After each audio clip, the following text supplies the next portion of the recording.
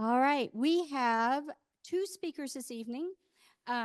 We have Liz Tips, who has had a diverse and fulfilling career combining nursing with a deep commitment to education and connection to the outdoors. As a camp nurse for almost 30 years, she's had a positive impact on many, many lives. Liz is BPTMN class of 2023, and now she is focusing on advocacy and environmental stewardship. Scott Aldrich is here this evening, and he has a lifelong connection to scouting that shows his deep commitment to youth education and outdoor advocacy. As a BPTM class of 2022, he brings a unique perspective he garnered from living in many different places around the world. So please join me in listening. They have a really important topic this evening for us.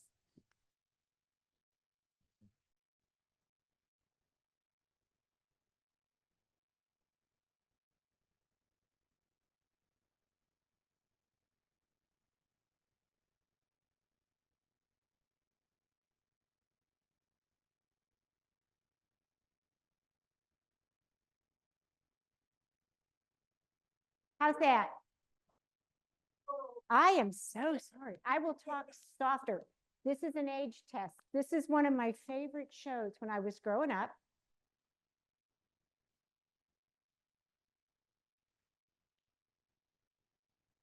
Oh, you can't hear him. Oh. Oh, darn it. Do you know who that is?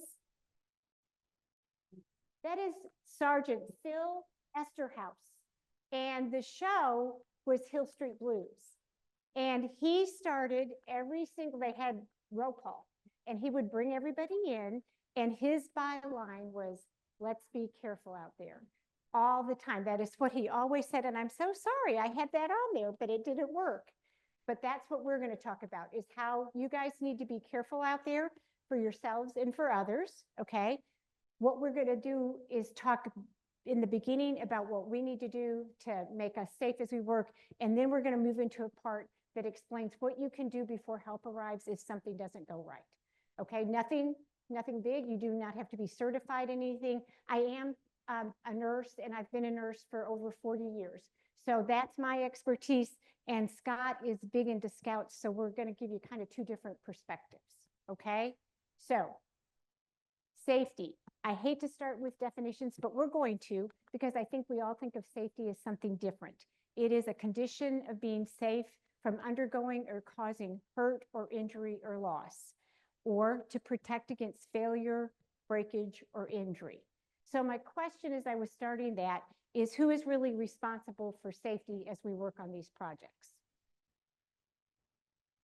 We are. Then my question became a little bit more deeper. And are we, when we organize this, are we responsible for the safety of those who come to help us? We are, right? Is there a difference in your mind between safety and liability? Yes. Okay.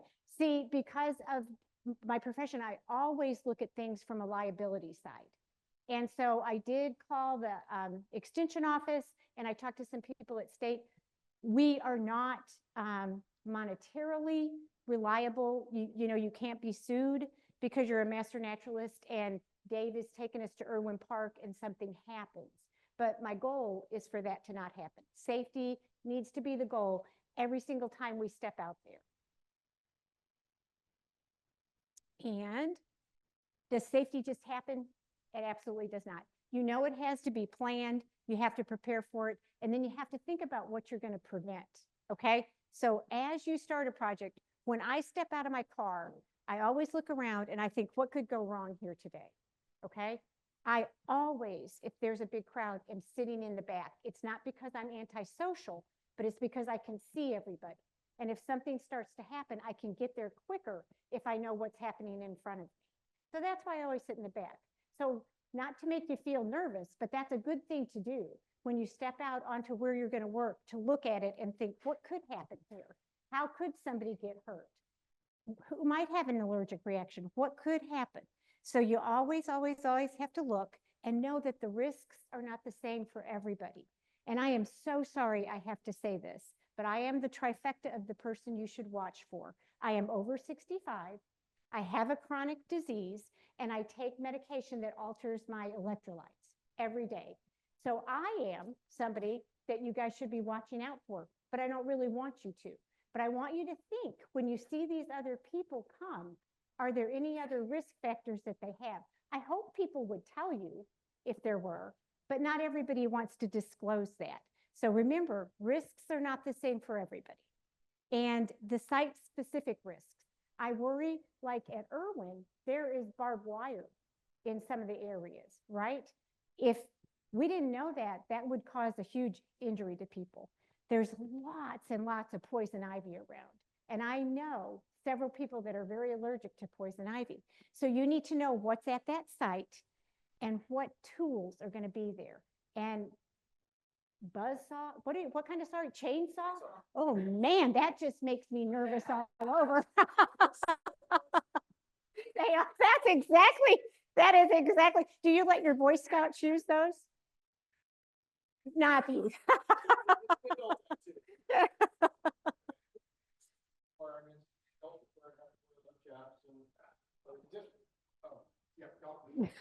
Well, he made me turn it off a minute ago. So, but yeah, we wear and the Scouts, you know, because of that liability issue, we have to wear leather leg guards and chaps. Everybody, we always work in pairs. So one person's using the chainsaw, somebody else is there, you know, watching what they're doing, helping keep debris or whatever from falling on whoever's using the chainsaw, that kind of thing. So it's an organized event, and they've been doing it for a long time. So we tend to follow the rules. Mm-hmm. So I just love this PPE. I want you to know that I'm a nurse for a long, long time. We didn't used to use PPE. There was nothing that I put PPE on for now. Personal protective equipment. And now it's everywhere and we use it all the time. So, right, we have examples of PPE, you know, again, you need to know what lives there, particularly the poison ivy. People are very allergic to poison ivy. And when you have an allergy, I want you to always realize it's the number of exposures, right? That you may come into contact with something one time and it not bother you. And as you come into contact with it again and again and again, it could become more severe. As a matter of fact, most of the really anaphylactic reactions that we see don't really happen until the individual's in their 20s, because that allergy has kind of continued to be there, get a little worse, get a little worse, and get a little worse. So know what lives there. Always long sleeves, always long pants, always good gloves, and eye protection. And when I mean eye protection, even if you're just out walking the meadow, you need to have on your sunglasses, right? And they need to have UV protection, because if you wear those less expensive, maybe without the UV protection, what actually happens is your pupils dilate more under those glasses and more light comes in. And what happens after sun exposure, again, a cumulative effect is cataracts. So you really do want to protect your eyes. Now, if there's going to be equipment out there, you need to have not just glasses. You have goggles that they put on when they're going to use saws and things, I'm hoping. Yeah, I mean, it depends on what you're doing. If you're worried about things coming from the side, like when you're using a chainsaw, you'll have a full face shield or goggles on because you don't want things getting behind it. Same thing if you know, we're not gonna be doing it. I was gonna say welding and things like that. We're not gonna be doing that. The thing that we look for is on the safety glasses, there's a rating on these safety glasses. And if it doesn't matter what the rating number is, but it's an IP number, and it can be any one in the category for the kind of things that we're doing. If you're working with chemicals or high velocity projectiles and things like that, you'll need to have a higher impact resistance. The other thing I will say is prescription glasses. You know, for a lot of the shooting sports and things that we do where, you know, you're worried about ricochet, prescription glasses are rated for automobile accidents. So we know that they're shatter resistant and they have a sufficient resistance for the type of activity that you guys will be doing. So just prescription glasses are fine. But if it's in the sun, they gotta be sunglasses, right? Yeah, transitions or something like that, or something that goes over it, you know. And while we're talking about some of these things, I've got a couple of examples up here. So these are cloth gloves, which isn't going to protect you from thorns or sticks or sharp objects and things like that. But these are also machine washable, right? Where leather gloves aren't necessarily machine washable. So when we were talking about poison ivy, if you have a pair of cloth gloves, and you can, some of the scouts will take old tube socks, cut the toes out of them and slide them over their arms like gators. And then they can just get in there and dig through the poison ivy and pull it out of there and really just kind of go to town. A lot of times we'll wear a mask because if you breathe it in, obviously what it does to the outside, it'll do to the inside. So that's a really good thing to wear. And then you would take that stuff off, stick it in a plastic baggie and take it home and wash it nice, hot, soapy water. And I know we run into poison ivy a lot of the areas that we're at, some of the projects that we do. So I wanted to bring that up, that's something to kind of have in your pack or in your gear, is some cloth stuff that you can wash, that it will keep the oils off your hands. Hand sanitizer works pretty well to get the oils off. You have about 20 minutes after you get exposed to get the urethral oil off of your skin, and most people won't have any kind of a reaction at all. And then, of course, leather gloves for pretty much everything else. Yes, sir. It does, yeah. And Dawn works really well on, oh, he was saying that Dawn dishwashing detergent works really well even in cold water. Yeah, Dawn works excellent on oils of all kinds and breaks it down. So if you wanted to hand wash them, you could do that as well. But pretty much the hot water will break down the structure of the oil and get it off of your clothes. And I've known kids that they'll set their backpack down in a patch of poison ivy, and then they'll pick it up, throw it on their back and start walking. And the next thing you know, they got poison ivy all over the back of their neck. So it will transfer. The oil doesn't evaporate. It stays there until it's removed. So anything that you get into poison ivy, you need to try and clean. And that includes hand tools. If you're digging with shovel or cutting with, hand snippers or anything like that, it's going to get that oil all over it. And then if you handle it later, you're going to get poison ivy on your skin. Did not know that. That's my new thing I learned. And closed-toed shoes.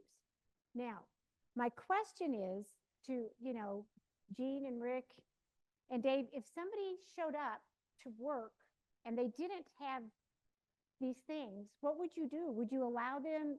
Would you just would say, go away? Yeah. Yeah.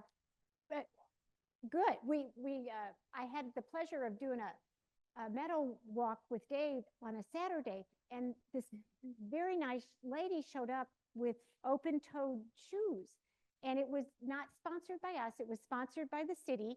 And so she came along, and of course she was the one that found the ant bed and stepped in it, right? And so there you are, and what do you do, right? But it is good, I think, and I would hope that I would be brave enough too if somebody showed up to say, I don't think this is what you need to be doing. I worry the most about our eyes because of things that fly, and eyes, medicine can do wonderful things with bones and all those things. Not so great with eyes. Eyes are very valuable. And shoes, I worry about for falls because, man, that stinking sharp pointed ivies all over the place at Irwin Park. I don't know if it is other places, and you'll be walking and it will truly grab you. So those are the two things that I'm very particular about, is your eyes and your feet. So those, and if you fall, a fall can mean so many things to so many people, right? I know there was a lady that fell, and she fell into a flower bed that she was working on. And of course it had the border of the concrete, right? And there you are. So it's stuff like that we really have to think about how to keep each other safe. A hat, and this is not the best picture for a hat because I am so worried, and I tell you exactly what's going to happen to this individual. They are going to get a sunburn on the part of their hair. This happens more at camp. They tell me they wear their hats all the time. How on earth does your part get a sunburn if you've had that hat on all the time? It just doesn't happen. So really, hats are very, very important. Insect repellent, and I know, do you have different kinds? I do. And one of the things that I wanted to say, you know, and this is something that we notice at Scout Camp is we know that the parents are the ones that pack the kids' gear, right? They're supposed to do it for themselves, but we know that they don't. And they'll show up with, let's see, this insect repellent expired in 2012. Here's some sunscreen that oh, it's actually fairly recent. It was this summer, 6/24. But that's the thing, especially sunscreen. It has an expiration date and you can slather it all over your body after it expires. And chances are it'll just make you greasy.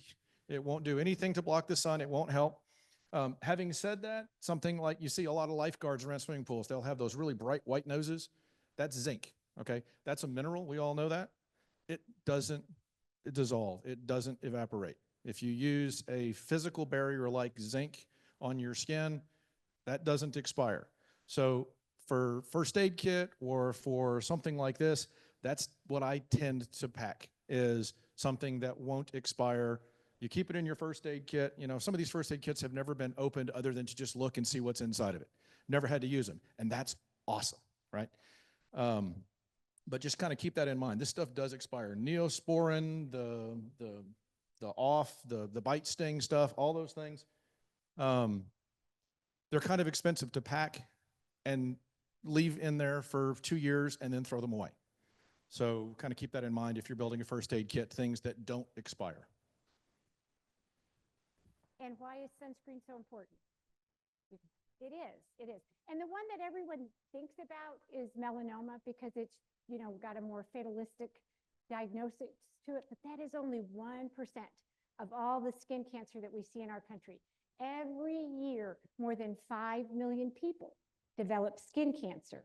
If you look on the listing in Texas, they will say that 1 in 3 Texans will develop skin cancer in their lifetime.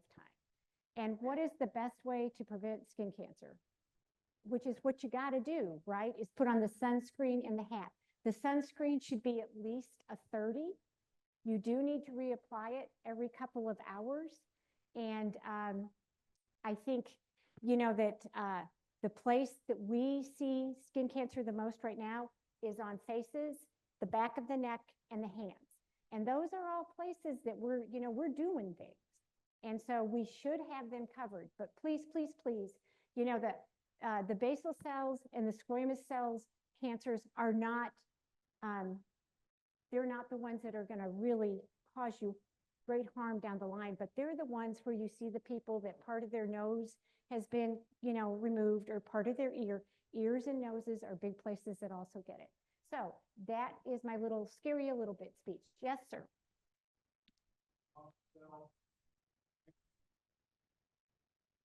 Huh. In the shadow, right? Yeah. Did you have a mustache at the time? Yeah. Huh. Well,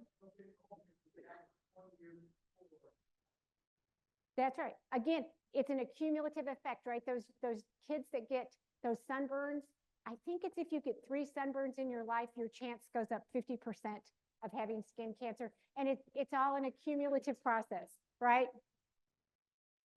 Some together, really. But don't give up. Keep using the sunscreen. Another big thing you always need with you is hydration. And I want you to remember that not all hydration is created equally, all righty? The things you should not be drinking for hydration are things that have caffeine in it, that have a lot of sugar. And I hope this goes without saying, but let's not be drinking alcohol. I mean, we all have our own little cups, and you can have in there whatever you can have in there. But the best thing to drink is water. And we're going to talk about hydration a little bit later when we get into heat. Snacks. Some people really do need good snacks because they perhaps are diabetic or also they're prone to hypoglycemia. So bring yourself a snack. And then how many of you know the date of your last tetanus shot?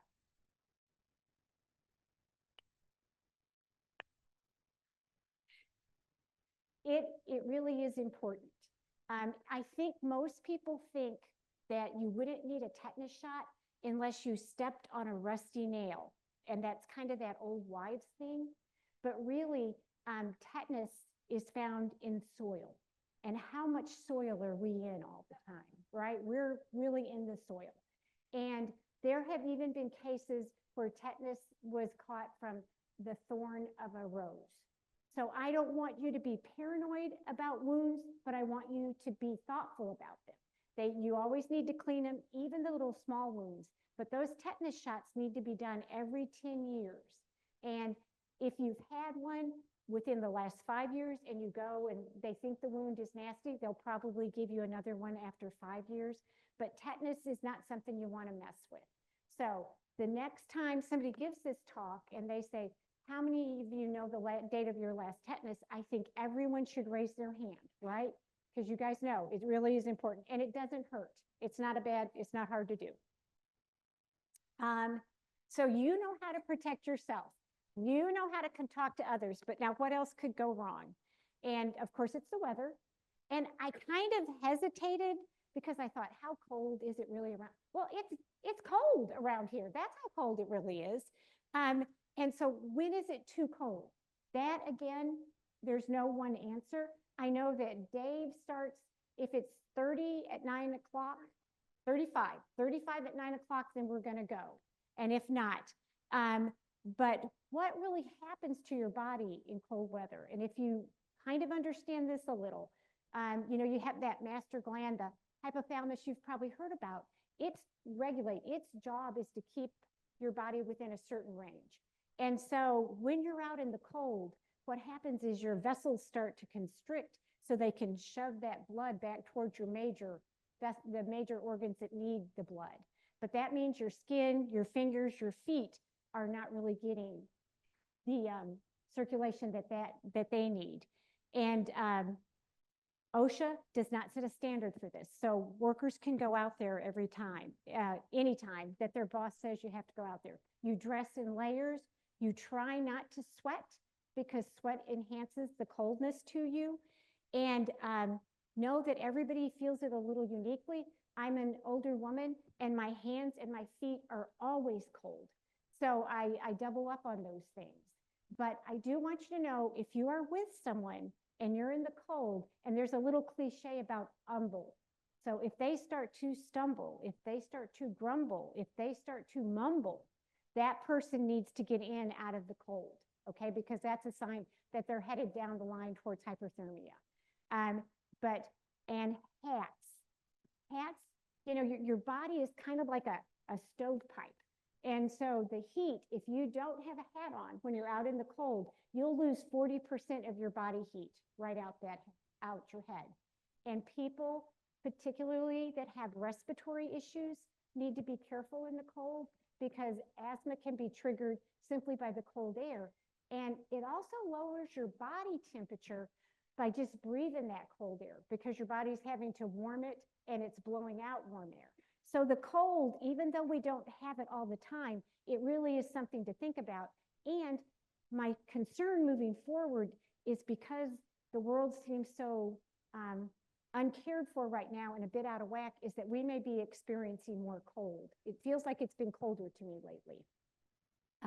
Go. I was going to say, one other thing I wanted to talk about is she kind of touched a little bit is cold and dry is cold. Cold and wet is very cold. Mm-hmm. The thermal coefficient of water is 25, which means that water will strip heat energy from whatever it's in contact with 25 times faster than standard air, right? So that's dry air, it's at 70 degrees. Water will pull the heat out of your body very, very quickly. So if you do fall into a creek or slip and slide into a lake or something like that, when it is cold outside, you are better off to remove as much as you can and wrap up in a dry blanket than you are to sit in cold water. And it's not impossible to suffer ill effects from cold, even in warmer temperatures in the spring and the fall, and even in the summertime. If you're soaking wet and it is very windy, it will pull the energy, the heat energy out of your body so fast your body can't keep up, and you can actually start suffering ill effects when it's 75 degrees outside. Yes, sir.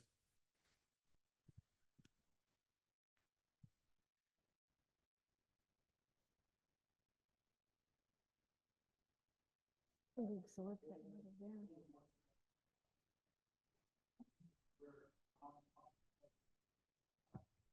Yeah, absolutely. Blue jeans are really comfortable, but they're not great for cold weather and they're not good for wet weather. And those are some of the things to think about. If these jeans get wet, they're going to stay wet. They're not going to dry out for days. Same thing with shirts and things like that. So poly cotton blends are better if you can't stand just the straight plastic, which I'm one of those that, I need a little bit of cotton, but a 70-30 blend is really good. It has wicking and it will get some of that moisture away from your body. But definitely stay dry. That is a big thing, especially in cold weather. And the other thing that's a big thing in cold weather is wind chill. And we do have wind around here. I lived many years in the Panhandle area, and man, we had wind chill. But you can go to the website, and it's from the National Weather Service and NOAA, and it's a little calculator. So I put in that it was 38 degrees outside, and that the wind was blowing at 7 miles an hour. What that would feel like to one of us would then be 32.7 degrees. So you also have to think about the wind when you're out there in the cold. And if you can stay out of the wind at 38, that's great. But if you can't, then that may not be a day that you guys should, you should go out and work. And I'm not trying to tell you what to do, and it does sound like I am, but I'm just trying to provide you information. Okay, so that's kind of the cold, right? And I'm from Illinois, and when I was talking about what happens to you in the cold, I do not remember a year when I was a kid that somebody did not suffer a heart attack because they were out there, shoveling that snow. It actually also, when all those things are happening physiologically to you, your blood actually gets a bit thicker too. So cold, even though we don't have it a lot, it can be not your friend. Storms. I love this sign. When the thunder roars, go indoors. Okay. And the thing about storms to me is that they can just pop up at any time. You can check the weather forecast and it's going to be fine, but it can happen anytime and anywhere. And of course, what do we worry about? It's lightning. So you think about the 30-30 rule. You can see that lightning, and then you count until you hear the thunder, because light travels faster. In the United States, there's 27 fatalities every year from somebody getting struck by lightning. Yes, ma'am. Oh, when you're out there, because light travels faster, right? So you can see the lightning. No, am I doing it backwards? I'm doing it right. You see the lightning, and then you start counting. And if you hit 30 when you hear the thunder, that means it's very close and you need to get indoors. And then the other 30 is once you're indoor, you stay there until 30 minutes after you heard that last bit of thunder. Because lightning can strike outside of a storm for like 10 miles. So you really do have to be careful. Right, less than 30, yeah. Yeah, if you, so, and scouting, the way we do it is if you hear thunder or you see lightning, 30 minutes. You just clear the waterfront, everybody goes indoors, and that's for waterfront activities. If you're out in an open meadow or field or something like that, we may wait a little bit longer. Probably not, but it's true. Lightning can strike 15 miles or more outside of the thunderhead that it's coming from. And it's kind of scary. I've twice in my life been within sight range of a lightning strike. One of them was when I was a kid. The lightning struck the transformer behind our house, and we were actually on the back patio before the storm even showed up. And that was an explosion that was deafening, and flaming oil went everywhere. So it was kind of like an apocalyptic thing for, 10, 11-year-old kid to see. So definitely I have a healthy respect for lightning. And the second one was horseback riding up in the Yosemite Valley, and the lightning struck about 50 yards or so off the trail, and only the guides remained on their horses. Everybody else that was in the trek, we were all laying on the ground, and the horses were gone because they didn't want to participate in that. So it is definitely out there, and two misses. I'm doing okay. So I wondered, you go indoors, you go in a substantial building. If you guys are out camping and a storm comes up with lightning, a tent considered? No, we I didn't wouldn't think stay so. in tent. It depends on the severity of the storm. Usually we'll get into vehicles. Yeah, They're insulated from the ground. They're sitting on rubber tires. If it gets too bad, we'll just grab, you've got 2 minutes, grab something and let's go. yeah. And then we'll get in the cars and we'll drive somewhere for shelter. All the long-term camps and things like that have dining halls or other That you types can of go to. facilities, to get into. The other thing about lightning is a lot of people, they'll say, go hide up under the trees and get out of the rain. And that's exactly backwards. You want to, if there's lightning, you want to get out into an open space and you want to get as low as possible. So laying down. There's also significant hazard in being huddled together, right? You don't want to be the one that gets struck by the lightning, but if you spread out, 10 yards, 15 yards, 20 yards from everybody else, if one person gets struck by lightning, then the other 1 or 10 or how many people are there will be able to render aid. If you're all held together and you get struck as a group, you may be out of trouble. You may be out of luck. And if you Google it, there's some fun stuff. You can look at World Cup soccer lightning strike. All right. Has anybody seen that video? The guys, they're playing soccer. I think it was in Madrid, but they're playing soccer. Lightning struck the field and about half of the players collapsed and fell down. The rest of them kept playing and they're looking around like, what's going on? They had no idea. And it is a really kind of cool video that lets you see how the lightning goes, because you can watch it skip right over people. This guy falls down, that guy falls down, and the one in the middle is like, what happened? So it's a very interesting thing. It definitely will reach out and grab you. And 10% of the people that are struck in our country will die, but that leaves 74 with some type of disability. And sometimes that disability is very significant. So not to scare you, but lightning it kind of makes me nervous. And the group that gets injured the most often, right? Who? Well, that's a career, but it's those young men, no offense. But 18 to 35, there's something about that group. Same thing with like poisonous snakes and stuff. That group, there's just something about them being very daredevilish. They still think they're invincible. Or, I kind of, you go back and Captain Dan out there on the ship, is that the best you've got? And I see young men doing that, right? So that group you kind of want to watch out for. And this is a question, you will not, people, if they see somebody become hit by lightning, they know they're electrocuted, they are afraid then to help that person. And I want you to know that person is no longer, they will not shock you. You can help somebody that has, now, if it's a live wire, right, that they've touched or something, and the live wire is right there, you do have to move that. But if someone is struck by lightning, you can approach to help them and you won't be harmed.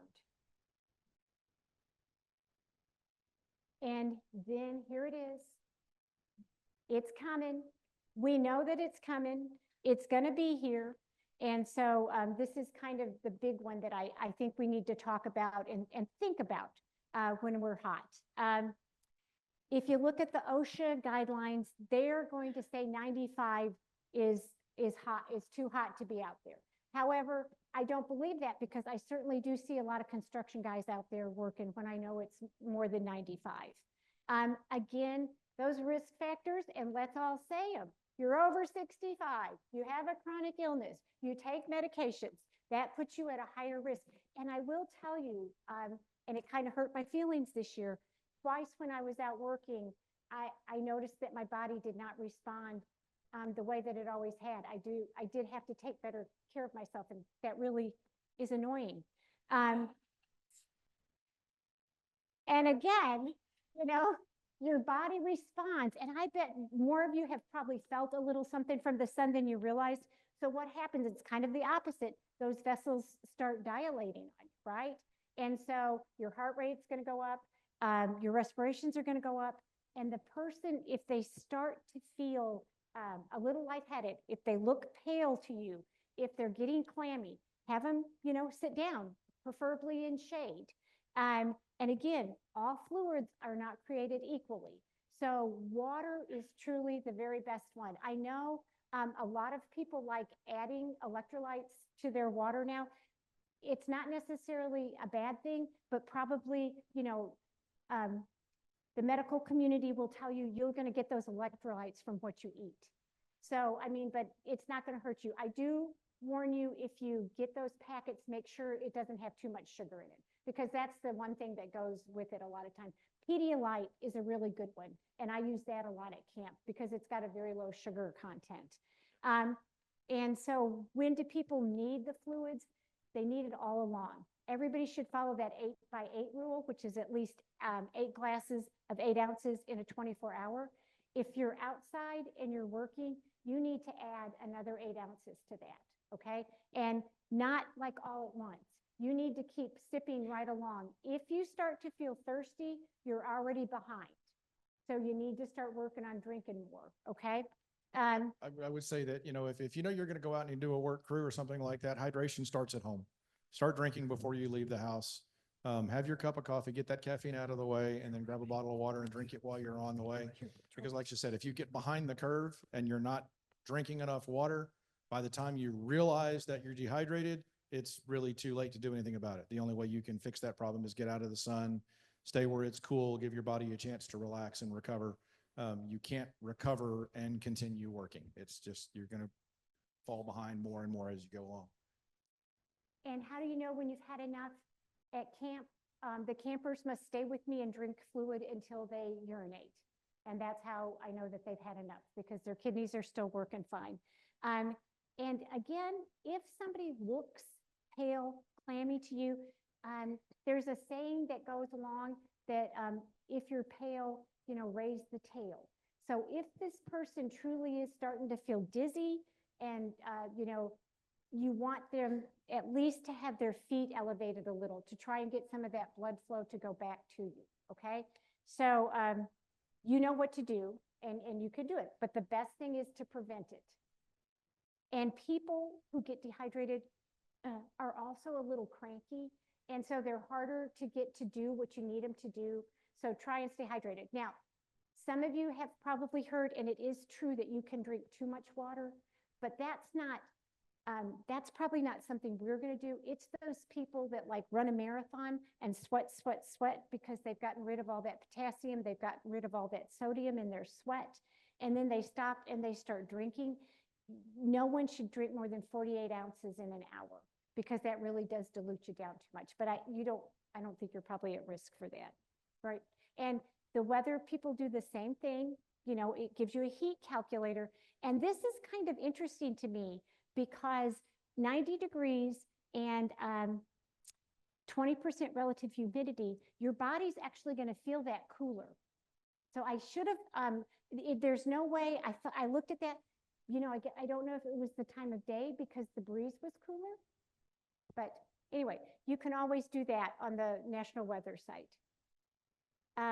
So that's kind of my shaking my finger and saying, let's do that. Now we're going to talk about, because things can go wrong, okay? So we're going to talk about that. And I don't mean this, nor does Scott, to encourage you to do something you're not comfortable to do, or something that you don't feel you can do. But I do want you to know, in any situation, there are things you can do, okay? And that's what we're going to talk about. The Good Samaritan law, because people do worry about that. Texas, very interesting. It does cover you. If you stop to render aid to someone, you are covered. You cannot be sued for that unless, you really just do something goofy, like run over them again or something. I mean, you really, but if you have the best of intent and you are not intending to send them a bill for what you have done for them, you are covered.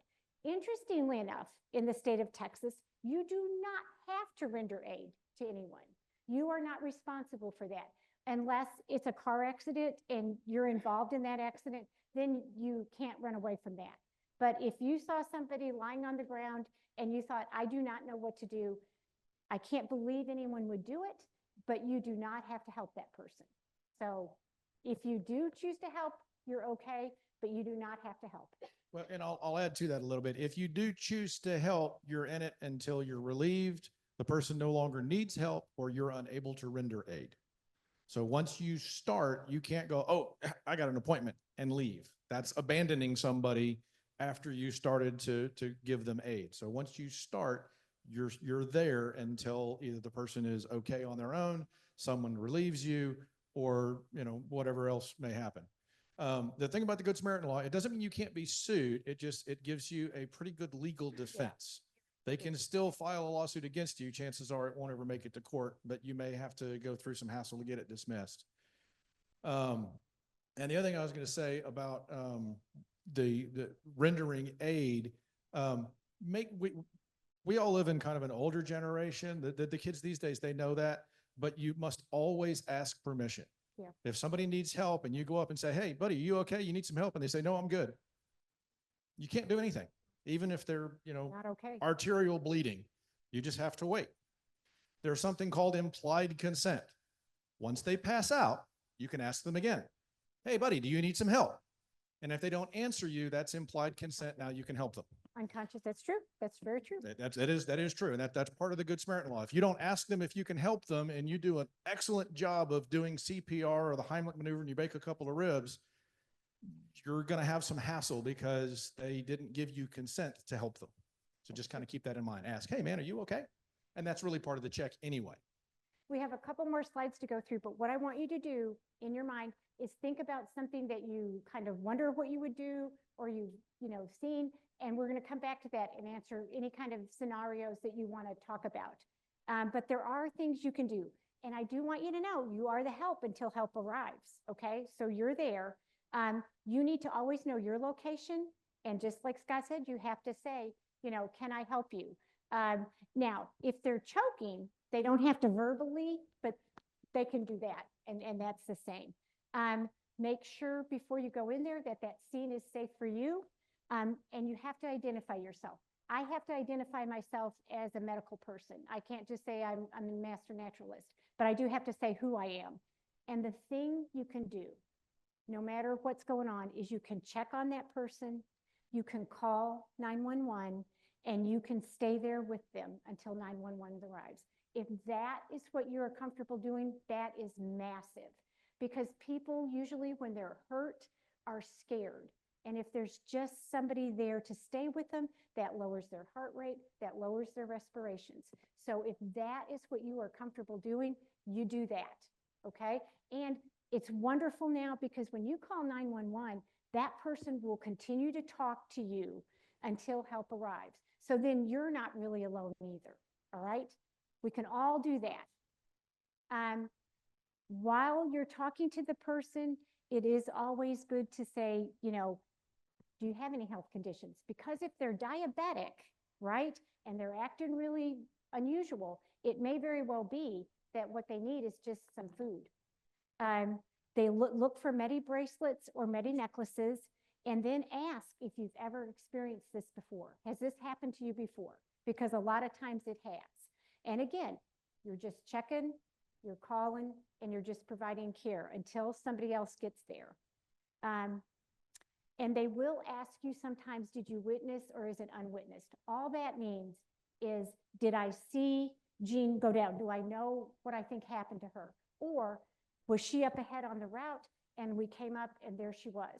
If I saw her go down, then I witnessed it. If I come upon her, then it's considered unwitnessed and you don't really know what's happening. And this is the best advice I have. I give this to student nurses. I give this to everyone in life. You don't have to be calm, but you need to appear calm. And you need to try and appear calm when you're helping somebody. Ask the individual for their name and use it every time you talk to them, because that makes them trust you a little bit more and they feel like you know them a little bit more. Tell them to look at you and you give them your name and you guys just talk through what's ever going on. If their respirations are rapid or in any way irregular, you're going to just say, breathe with me. And you demonstrate how you want them to breathe. If you can get somebody's respirations down, you're also getting their adrenaline down, you're getting their heart rate down, and things just get better for them. And while you're doing that, I think it also helps you to calm down, right? Because that is the other thing. It is scary. Even with all the experience, I've come across things and thought, yeah, I don't know what I'm going to do, but I know I'm going to stop and help. I'm going to do the best I can. And so what kind of things can we tell you? Yes.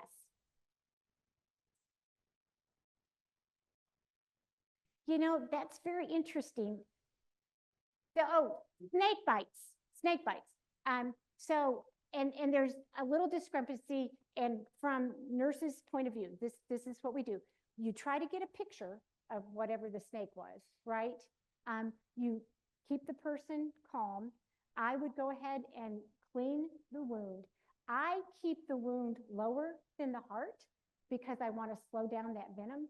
If it happens to be on the hand, I'm going to make sure and take away any jewelry, anything that would become constricting. Now, there are some people that will say you elevate it to prevent the swelling. So I don't think that either one is particularly wrong. I think if you can get a picture of the snake, call for help, remove anything constricting, maybe clean the wound, then that's what you can do. Okay.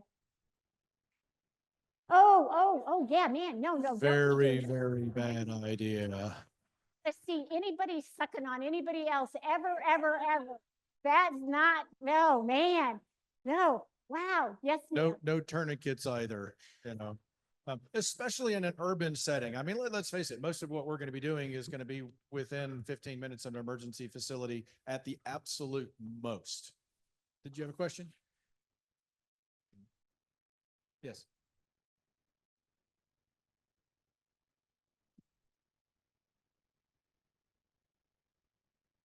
Yes.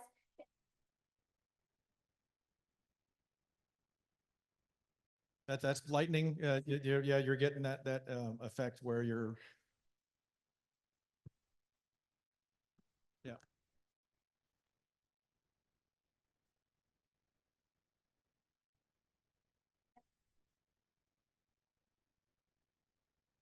Okay, so do rash guards work for sun protection? If they're made correctly, yes. It's a particular type of fabric that a lot of people that my kayak friend back there probably has some rash guards. They're designed, the fabric itself is made to have UV protection built into the fabric. That you still need to do your face, your neck, your arms, and everything else that's still exposed. So that's a good way to stop from having to lather your core. The next one was, what's the appropriate age for getting a tetanus shot? And I'm going to let you answer that one. The DPT is part of the infant immunizations that they get. I believe, unless it's changed, the last time a child will get a tetanus, in the schedule is 14. So then they need to start going back again at 24. And you really, truly should keep up on your tetanus. And it's not just cuts. Burns can also, introduce enough of the bacteria and the spore that you're going to need the tetanus shot. So get a tetanus shot. And for those of you who are fortunate enough to be grandparents, they also, they put whooping cough in there with the tetanus now. And so the last time I got a tetanus was when my first daughter had a child, and she said, I'd love you to come see this baby, but you got to go get, your tetanus booster with the whooping cough in it before you come. And so, that's how I know. And when my kids all turn 10, I know to go get another one. And I'm pretty sure for the ladies out there, I know it was with my wife. You get a tetanus shot when you either right after you give birth or right after, at some point during that process, she had to get her tetanus shot. So she knows when hers was because it's based on the age of her children. So one of the other questions was about wearing a Camelback, and I'm pretty sure what they were talking about was wearing the backpack hydration with the hose that comes up. But I wanted to talk about that a little bit as well. So Camelback, Nalgene are plastic bottles that are BPA free, and they don't react in extreme heat to distribute the chemicals into the water. Of course, stainless steel bottles work really well. I know a lot of people, and I've seen it in scouting all the time. They'll keep a case of water in the trunk of their car. And then, they'll get somewhere, the kids will get thirsty, and they'll open up the trunk, they'll whip it out, and they'll hand it to the kids to drink. And it's just like, that is a terrible thing to do. This soft kind of plastic, it's great when it's room temperature, but if you get this exposed to, 100, 120, sometimes 130 degree heat, you'll know the water tastes awful, and it's because it's full of plastic residue and debris that you really shouldn't be drinking. It's a nice thing to have. I like the stainless steel ones because I fill them up with like Sonic ice and let it melt, and I'll have nice cold water. So some of the other things we were talking about, and I just kind of want to mention this, it's something that we didn't talk about before, is if you have a first aid kit, and I've got some examples of some things up here. I have my own personal first aid kit. I've got a trauma kit for serious accidents, major injuries, just some Band-Aids and a couple other supplemental kits. They come in all different shapes and sizes. But the cool thing about a first aid kit is it's really, really helpful to have with you when the accident happens. If you're a half a mile from your car and your first aid kit is under the seat on the driver's side or on the passenger side, that's a 1 mile walk there and back. You know, most of us are probably going to click off at about 4, maybe 5 miles an hour. So it's going to take a little bit of time to make it all the way to the car. Even if you're running, right? It's still going to take a few minutes to get all the way to the car, grab the thing, and come all the way back. That's if you remember to take your keys with you. So first aid kit really needs to be with you, right? Just for your own protection, right? If you get hurt or something like that. If you have an EpiPen, or if you have something that you need, a rescue inhaler or something like that, you need to mark. If you have multiple pockets like on this bag, you need to mark which pocket has that rescue inhaler or the EpiPen or something like that. Because if you need it, you can tell somebody, go get my backpack. It's in there. You don't want them to have to open up all the containers and try and find it, especially if they don't even know what it looks like. So that's a really good thing to have in your first aid kits. But the main thing about a first aid kit is somebody needs to have one with them. Not everybody has to take one. If you got 20 people going on a group, 1 or 2 first aid kits, I hope, is going to be enough. You know, you shouldn't have to use them at all. That was an article that I read years ago that so many of us had problems with. You know, they were talking about how to lighten your load when you go camping, when you go backpacking. And at the end, they said, anything that you didn't use, just leave it behind next time. And there were thousands of comments. It's like, I'm taking my first aid kit whether I need it or not. You know, I'll have it until the stuff expires and I'll throw it away. Hand sanitizer is a good one. But something that a lot of people miss in first aid when they're doing it with other people is a place to write things down. So, you know, depending on what your level of skill is, if you're performing first aid on somebody, writing down their name, what time things first started to happen, right? If you're there for 15, 20, 30 minutes, you may forget. And they'll ask you, well, how long has this been going on? I don't know. You know, but if you look at your phone or look at your watch and you can write that time down, it really helps. The other thing is, if you're on an all-day kind of work crew and you have somebody that starts feeling a little weird and they go see Liz and she helps them out. And then later on, they're getting an upset stomach and they come talk to me and I help them out. Putting those two symptoms together is a completely different picture of, I have a headache, I have a stomach ache. The two of those combined, maybe with another symptom, means that they're suffering from heat stroke or heat exhaustion or something else that maybe we're missing, right? That they're developing some kind of a condition. So it's a really good idea to write that stuff down and in a group setting, have one person that kind of works with whatever that is. If you feel sick, go see our nurse. She's probably the best one equipped to handle it anyway. And the last thing I'm gonna say about, you know, like first response and everything else, probably not the last thing, but you should never really go off by yourself, especially if nobody knows that you're going by yourself, right? If you wanna go get that trash that's down along the creek side, right along the edge, you know, that 15-foot cliff that you're gonna be leaning over and grabbing bags off of, somebody should know that you're over there being dumb. Because if you slip and fall, it'd be nice to know that somebody was over there a minute ago and we don't know where they are. And when you're leaving at the end of the day, right? If you're the last one leaving and there's still a car in the parking lot, that's a really big clue that maybe you're not the last person to leave.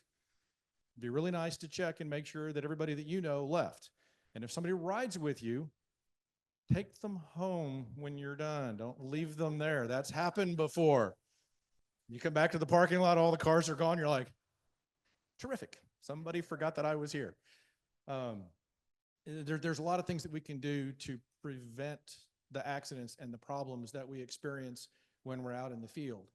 One of the big ones is you're walking through the woods. You're going through a trail. And, you know, the scout that's following behind gets hit in the face with a branch. And he starts yelling at the kid in front of him. Whose fault is it that the kid got hit in the face with a branch? The kid that got hit in the branch. Right? You have two people walking through and there's a branch across the trail and the first person moves that out of the way and it swings back and hits the second person. Who's responsible for that injury? The second person. You're following too close. Right? I don't know how close you are behind me. I move it out of my way and I let it go and it hits you in the face. You're too close to that person. Step back, right? Wander through. Now, the better side of that, the better person, when you wander through, you take the branch and you hold it and you let everybody pass and then you're the last one through, right? So there's so many things that we can do to prevent things. But one of the biggest things with first aid is you've got to take the first aid kit with you. Somebody needs to have one and everybody should know where it is or it's pretty much kind of useless. And wash those water bottles. That is such a big thing to me. People use them over and over and over, and I'm so glad. Wash those things. You would not, well, you guys are, older than my campers, but man, they do a horrible job. And my kit is very much like his. I tell you about writing it down, particularly if you think the person might possibly be having any kind of a stroke symptom, because there's a 3-hour window, right, from when those things start until they can no longer give the medication in case it's an occlusion. So time really does matter. And the other thing that I carry, and again, this is me, and I'm not telling you that you have to, but I carry adult low dose aspirin with me. It's 81 milligrams. It is not enteric coated. I take it with me mainly for myself because at least I know my husband can hand me the bottle and I can chew if he can do nothing else. But it's great if you think a person is having a heart attack. It's not enough of an aspirin dose to cause them any problem, but what it will do is prevent if there's an occlusion. It helps those platelets to not stick, which makes the occlusion bigger. So I always carry 81 milligrams and check the expiration date. The other thing that I have, and I think it's a good idea, is I always carry a mask so I can do CPR if I need to. Now, you guys, I'm not telling you that you should, but I do think adults, it's a great thing to take a first aid and a CPR class, okay? I know it's, in my family, it's really an irritation to me because none of them want to do it because they think I'll always be there to do something. But if I'm the victim, I'm in big trouble. So, think about the people you're around. We can organize it. There's 2 great organizations that do it, Red Cross and the Heart Association. They are both excellent. The Red Cross tends to focus a little bit more on skills, and the Heart Association goes a little bit more into the science. That's really the big difference between them. But, if a person is truly having a heart attack and if they go down, and even if it's just compression CPR, because many people are nervous about doing any breathing, even if it's just compression, there's about 3 minutes of oxygen left in the body, and you're pumping that oxygen to the brain and to the heart, which is what we need to do. And if there happens to be an AED around, do not be afraid of that thing. You open it up and it tells you step by step by step, and a rapid AED will increase survival rate of a heart attack outside of an institution by at least 50%. So it really, really, truly is worth it. So this is Heart Month. I think we should all take care of our hearts, but I also think we should take care of everybody else's hearts. So what else? Yes. So what items would be the basics for a first aid kit? The majority of the things that you're going to come in contact with are going to be things like splinters, stubbed toes, maybe a burn or a scrape. When you get into serious things, a chainsaw accident or something like that, a first aid kit that you're carrying with you isn't really going to help that much, right? So, that's where the first aid courses come in, as to what to do for the more serious things, right? Now, you don't have to be first aid trained to get in there and apply direct pressure. Just push against it and try and slow things down. Somewhere around here in this stuff, I've got some gloves. I think it's in this one. But that's a really good thing to have, are gloves, right? Your personal protection for when you're dealing with other people. You come in contact with blood, that's a really good way for a disease to travel amongst people. So having a breathing barrier, something like this is a little bit more professional. It's a little bit more comfortable for both people. The one that she's talking about is basically just a flat sheet of plastic. So if you're CPR trained and you don't have one of these, you should get one. This is my demonstrator model. But basically, it's got a front side and a back side. So if you are CPR trained, I would definitely recommend carrying one of these. Oh, did So he? his question is, in the hours that we've put in volunteer hours and volunteer service, Rick, what is our incidence of injury in this chapter? How many days without an accident?